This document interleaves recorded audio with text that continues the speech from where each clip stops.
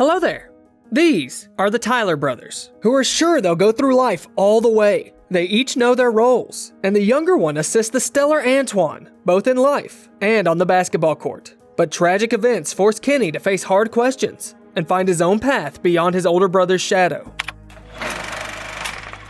A high school basketball game. A tall white kid skillfully passes under the ring and makes a shot, when suddenly, a dark-skinned boy rushes out in front of him.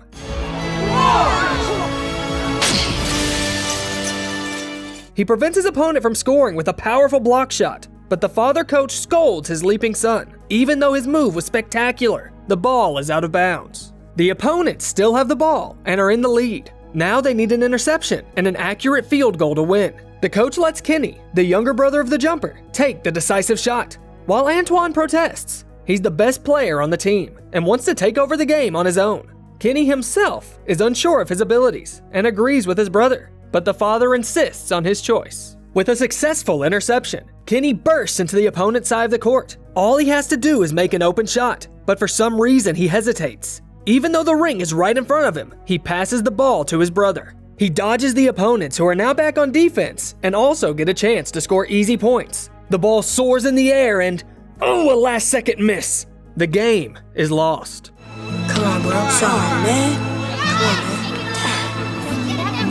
Antoine can't forgive himself for the upsetting defeat. He did everything like his idol, Michael Jordan. The father comforts the boys. The main thing is to strive for the goal and support each other, and then everything will work out. As for his youngest son, he encourages him to believe in himself. He should have listened to his father and risked an open shot instead of relying on his brother. Many years go by, and the boys now play in college for the same team, the Washington Huskies. The oldest son still flies high over the ring, relying on accurate passes from Kenny. Kenny Tyler with a no-look alley-oop and Anton Tyler 360 for the slam, and the Huskies win! The Huskies win! The mother congratulates her sons, and the Tylers remember their father together. They wish they could share the joy of victory with him, but unfortunately, he is no longer with them. The team moves to celebrate their success at the bar. Kenny looks at a girl behind the bar while Antoine, blindfolded, throws a ring on a dare. The older brother has become a bit starstruck and is basking in local fame and attention from girls. Kenny is not as popular,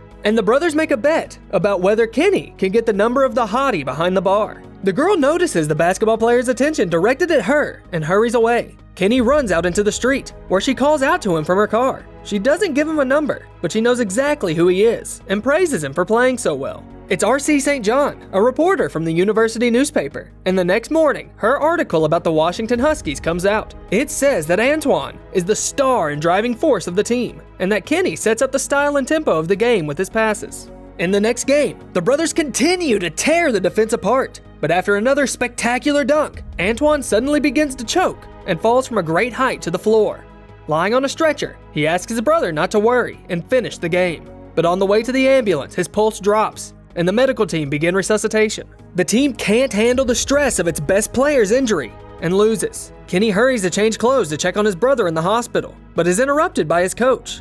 He informs him of the tragedy. A sudden heart attack has taken Antoine's life. Shocked, Kenny can't believe what happened. I'm so sorry, Kenny.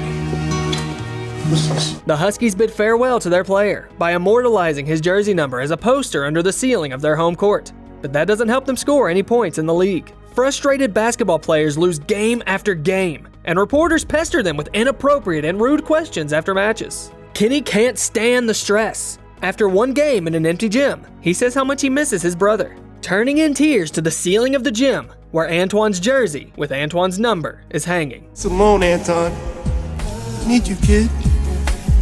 But he's not quite alone there. This touching scene is observed by R.C., the journalist. The girl catches up with Kenny and offers him condolences, but he's in no mood to talk to the newspapers. He's tired of questions and discussion of his brother's death, but R.C. manages to convince the guy that she's not talking to him for newspaper material and empathizes sincerely. Together, they hide from a summer downpour under an umbrella. The coach tries to get something out of the team's depleted roster, but nothing seems to work. He finishes practice and sends the boys to the locker room, and Kenny throws the ball up high in anger. But strangely enough, the ball does not fall down, but disappears somewhere under the ceiling of the gym. However, only the boy who serves balls to the team notices it. The coach says that Kenny's performance has gotten worse, and he's already been offered a replacement. But the man doesn't want to do that, because he sees potential in Kenny. However, the guy once again doesn't believe in himself and says that he can't handle the role of team leader. And at the next game, the commentators and fans are going all over Kenny again. He doesn't take shots at the ring, just passes. Yes, he is no match for his brother.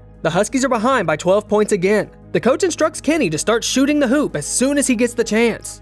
The boy enters the game, when suddenly he hears a strange whisper as the ball seems to start flying from his hands to where it needs to go. Pass for Major, and that ball loops up to the basket. It goes in! Kenny doesn't understand how he managed to make the winning shot when he was trying to pass the ball. In the locker room, he hears the voice coming out of nowhere again. He tries not to take what's happening seriously, when suddenly, the faucets in the shower room open on their own, and his brother's ghost appears. Kenny, it's me! I told you to back off me! Antoine recalls his father's words that the brothers must stick together forever. The ghost explains that he has appeared because Kenny called out to him in an empty hall a couple of days ago. And apart from Kenny, no one can see Antoine, who will now help him with the championship matches, and indeed, will always be there for him. The Washington Huskies are in a tough spot. They must now win every single game to make it to the top 4 in the tournament. Next in line are the Cougars, a very tough opponent. While the coach instructs the team, Antoine's ghost makes Kenny laugh and distracts him with his tricks. It's time to get on the field, and the Cougars experience a whole arsenal of otherworldly interference. The Huskies are flying around the court, putting up impenetrable barriers, and the ball, defying the laws of physics, never makes it to their basket. Washington has a 1-point lead, but the ghost is not omnipotent. It cannot predict the basket from the opponent's powerful pass and slam dunk. It's back to square one. Then Antoine takes over the game. Quick pass, LaSalle. I got it! LaSalle behind the back snow cone. He makes all the necessary passes himself, teleporting across the court, and now the younger brother finishes the trick, slamming down the ball from above. The Huskies win their second game in a row. The next day, Kenny meets RC at the fountain. He finally finds the courage to ask her out. The girl agrees, but seems to begin to suspect something about the past matches. Shots dropping in, hitting nothing but net from no business angles, guys skying with 6-second hang time. The older brother disrupts the boy's love affair. He intervenes to bring the boy back to the gym where the team is practicing. Kenny picks a fight with the ghost right in front of the other players, who see his comrade's insane behavior and grab him to take him to the doctors. Kenny asks Antoine to demonstrate his powers to make the team believe him.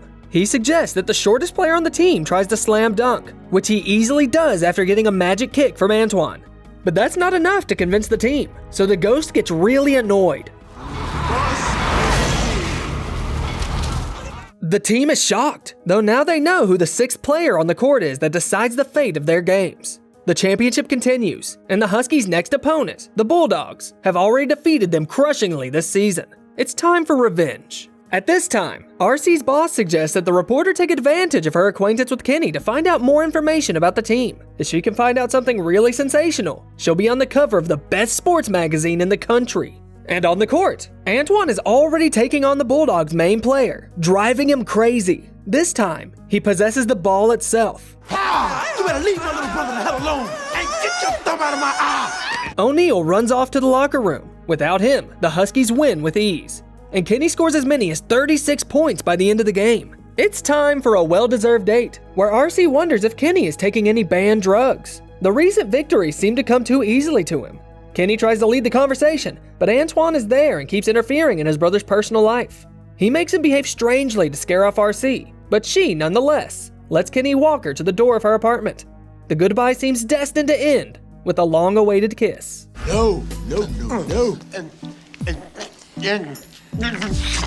The older brother, though, takes matters into his own hands, and not only on the court. The girl leaves, and the Tylers get into an argument, raising a ruckus in the hotel hallway. Antoine can't accept Kenny's disobedience, gets offended, and leaves, threatening not to help in the championship anymore. Fearful of losing, Kenny apologizes, and the following matches are once again filled with supernatural events, giving the Huskies the edge. In one of the matches, Antoine wants to show off during the final minutes, and contrary to the coach's instructions, leads the team on the attack. He gets into Luke and rudely knocks down the defender, getting the last 5th foul.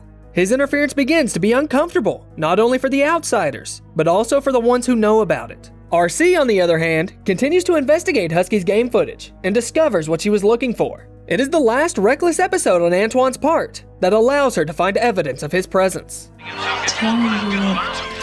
Tell your damn brother to get off me? Before the final games, the team gathers to discuss the Ghost's influence on their game and lives. Antoine doesn't let the others play, doesn't listen to the coach, and takes too much on himself, as he did when he was alive. The players are not happy and want to expel him from the team. The Ghost responds by crushing the room in rage. They should be grateful to him, not so disrespectful after all the help he has given them. Kenny agrees that the team can't count on winning without Antoine, and sides with his brother.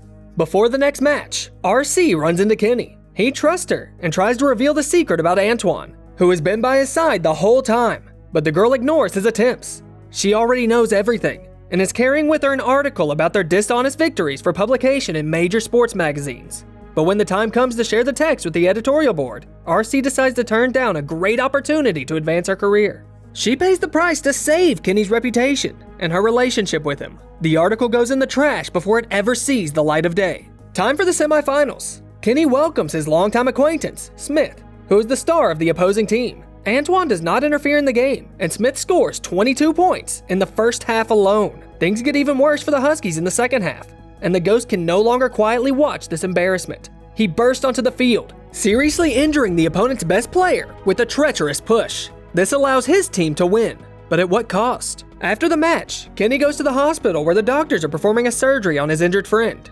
reliving the night of his brother's collapse and death. He is visited by RC. She hints that Kenny can't let Antoine go, and it's not good for him. The older brother bosses the younger brother around even after his death, and it can't go on like this forever. The day before the final game arrives, the brothers chat in the locker room, where Antoine confesses that he was nervous before every game and lived in constant fear of not living up to other people's expectations. This really surprises Kenny, who has always thought of his brother as this invulnerable man with nerves of steel. With a heavy heart, he asks Antoine not to interfere in any way with the championship's final, and if he tries anything, the whole team will simply refuse to play. The final against Massachusetts is expected to be the toughest one yet. The opposing team has 3 future NBA players, and while the Ghost is watching from the bench, Washington wins the first half with a 20-point lead. You don't come back from this position, so the guys get discouraged. But Kenny is not deterred and becomes a true team leader. At halftime, he urges his comrades to remember what his brother means to them. We gotta go out there, we gotta shoot with them, we gotta run with them, we gotta play with them. The Huskies come into the second half with enormous momentum and narrow the gap to 10 points. But the opponent doesn't give up and continues to lead until the final seconds. Kenny plays selflessly on defense and can make a key steal, but there's no time to get to the basket. His brother is nearby, ready to make the play and turn the Tyler's dream into a reality. Kenny, however, sets his sights on the long shot. I got it, Kenny! And no! The ball is in the basket. Victory! And Kenny can finally enjoy it. He's given up the safety net of his brother and found faith in himself. RC rushes into the arms of the hero, and no one can stop them now, because Antoine is departing from the world of the living to find another team to match. Who knows how the Heavenly Championship works? As always, you'll find the movie title in the description of the video. And if you have a brother or sister, share your opinion in the comments. Do the youngest siblings always have to put up with a secondary role? And don't forget to subscribe to the channel and like the video so more awesome retellings come out as often as possible.